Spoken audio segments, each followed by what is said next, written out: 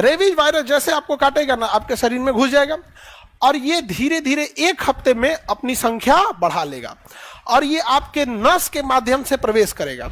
और जैसे नस के माध्यम से प्रवेश करेगा ना, तो इसे पतली नसों में रहना पसंद है, तो सीधे कहाँ चला जाएगा? ब्रेन में। और ब्रेन में कहेगा कि कितना अच्छा नस है यहाँ पे, एकदम पातर पातर, कोनो भीड़ भाड़ नहीं है। इधर उधर के नस में तो ऐसे हड़हड़ा के पानी जा रहा था, हड़हड़ा के यहाँ पे इतना अच्छा नस है। ए अब हो इधर हल जा, सब कब्जिया लेगा सब ब्रेन में। अब ब्रेन कब्जा लेगा, अब आपको हो गया, अब आपको लक्षण दिखेगा, अंधेरे से डर लगेगा, ब्रेन का नसों को काटने लगेंगे सब, वहां पे कुत्ता जैसा भौंकने लगेंगे, पानी से आपको इतना डर लगेगा जिसका कोई हद नहीं, कोई हवा चलाने लगेगा, हवा से डर लगने लगेगा। मतलब 15 दिन के टाइम पे इतनी भयानक मौत मरिएगा, इतनी भयानक की कोई हद नहीं। कहावत कहा जाता है कुत्ते की मौत मरेगा, कहावत है कि घसीट के कुत्ते की मौत मरेगा। समझ में आ गया? कुत्ता मर जाता है सब, कुत्ता के अंदर रेबीज होता है, बट वो कंट्रोल्ड अवस्था में है, वो उसके लिए हैबिचुअल है। और वो रेबीज अगर बहुत ज्यादा उसमें फैल गया तो कुत्ता भी मर जाता है। रेबीज जब कुत्ते पे अटैक कर देता है ज्यादा लेवल पर उसके ब्रेन को, तो कहते हैं कुत्ता पागल हो गया है। तो कुत्ता कैसे पागल हो जाता है? क्या कुत्ता को टेंशन थोड़े है कि पगला जाएगा? वहां पे टेंशन से कुत्ता थोड़ी पागल होता है। वो रेबीज वगैरह उसका अटैक होता है रेबीज का, तो क्या हो जाता है? पागल हो जाएगा। तो इसका इंजेक्शन लगाना जरूरी है।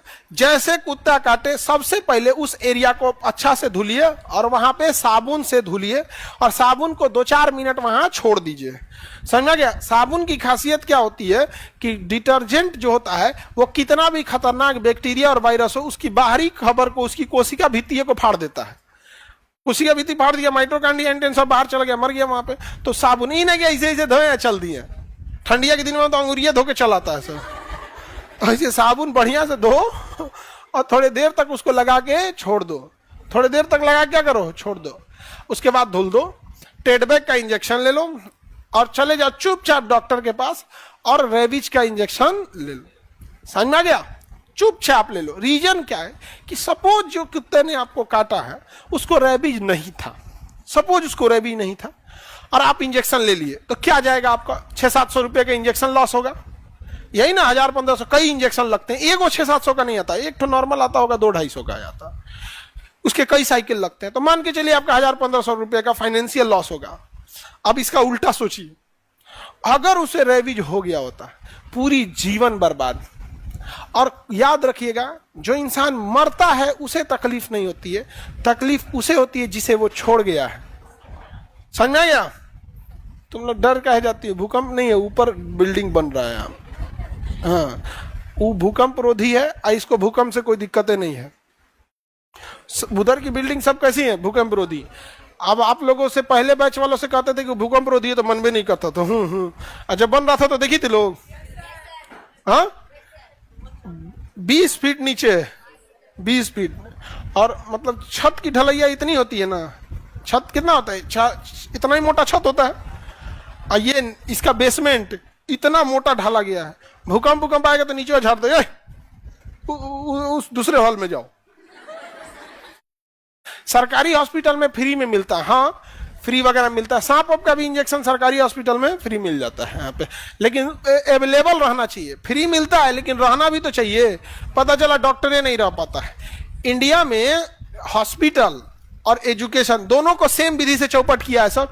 गांव गांव में हॉस्पिटल डाल देंगे, ना बढ़िया मास्टर वहां जाना चाहता है, ना बढ़िया डॉक्टर जाना चाहता है। दिक्कत क्या होता है कि सरकारी अस्पताल में भैंस बैठ पे सुतल है और दवाइयां प्राइवेट में भेज देगा, कोई जइबे नहीं करेगा, तो पैसा बर्बाद, सब कुछ बर्बाद। बेटर है कि आप अपने हर प्रखंड में बेहतरीन हॉस्पिटल खोलिए, सुपर स्पेशलिटी हॉस्पिटल, और एम्बुलेंस सिस्टम बढ़िया रखिए। हॉस्पिटल बनाने में से जितना ज्यादा खर्चा आएगा, एम्बुलेंस में कौन खर्चा आने वाला है? उसके तुलना में तो बहुत कम आएगा। एम्बुलेंस रखिए, धाड़ मरीज को बैठाइए, ले आइए, इलाज करिए, पहुंचा दीजिए, जाओ। वैसे ही क्या है, एजुकेशन में भी है। हर प्रखंड लेवल पे एकदम बेहतरीन स्कूल हो, भर ले आइए, पढ़ा के पहुंचा दीजिए। बस में पकड़ ले आइए, अब पढ़ा के छोड़ दीजिए, जाओ। रवि समझ में आ गया? छोटे बच्चों को जब भी कुत्ता काटे तो उन्हें समझाना है कि बाबू शुरुआत में बता दोगे जिस दिन काटा है उसी दिन, तो एक टैबलेट से सही हो जाएगा, नहीं तो इंजेक्शन लेना पड़ेगा। छोटे बच्चों को झूठ बोल के समझाना जरूरी है, क्योंकि वो इंजेक्शन से बहुत डरते हैं, उस डरे बताएगा नहीं, फिर बेचारा मर जाएगा। समझ में आ रहा है? लड़की लोग, लड़का लोग, सब लोग को बचपन में अपना याद कीजिए ना, सुई लगाने के नाम पे एकदम आदमी हदस जाता था, अरे बाप रे बाप। अभी हो तो अब आप लोग अभी बड़ी नहीं न हुई है।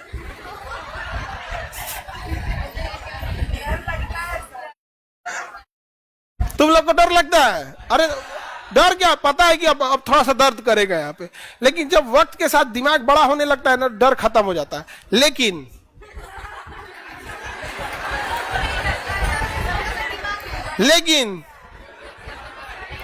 समझ गए बबनी? हाँ, कैसा लगता होगा? इसे खटखट खटखट अंदरवा करता होगा। अरे बड़ बैग में छोट सामान रखो, ठक ठक ठक नहीं करेगा।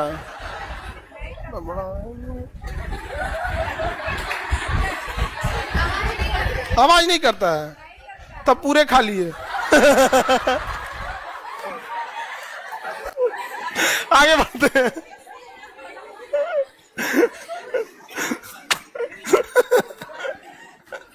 आगे बढ़ते हैं हम लोग। पूरा भरा भी रहेगा तो भी आवाज नहीं करेगा। नहीं समझी? हाँ, अच्छा पूरा भरा हुआ है, हाँ ठीक है, तो आज नहीं करेगा। तब अब क्या भरा है अब कौन जाने। देहात में कहा जाता है कि तेरे दिमाग में तो भूसा भरा। भूसा क्या होता है सर? तो अब तुम्हारे दिमाग में गोबर भरा है। तुम्हें अगर भूसा नहीं पता है तो